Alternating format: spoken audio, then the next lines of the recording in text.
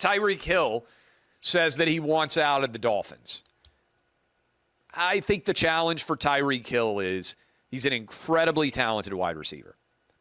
But Tyreek Hill has demonstrated that wide receivers don't matter as much as we like to think that they do. By and large, all that matters is a quarterback. Have the Chiefs really struggled very much without Tyreek Hill? No.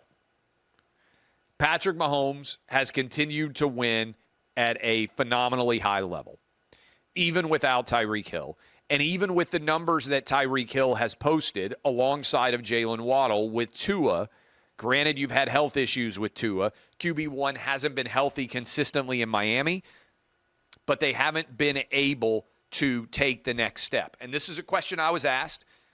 I think it's a good one. In the Super Bowl era, has the best player on a Super Bowl winning team ever been the wide receiver? Think about that for a minute. I think the answer is no.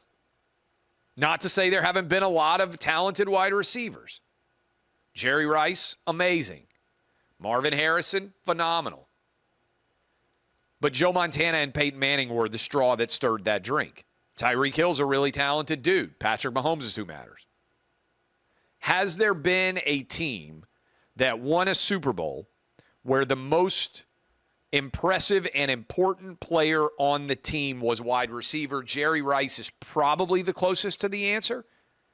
And even then, I would say Joe Montana mattered more.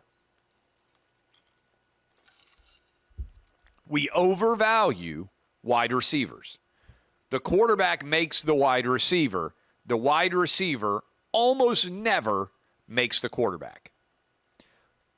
I would argue with you that the best wide receiver in terms of making a quarterback, maybe ever, Randy Moss with the Minnesota Vikings and what he did for Dante Culpepper.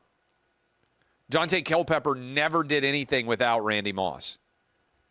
And I think you can make the argument that in the 21st century, the single most dominant quarterback that has existed, most dominant receiver that has existed in the game was Randy Moss in terms of what he was capable of doing on the season. Remember, they almost went 19-0 with him with the New England Patriots.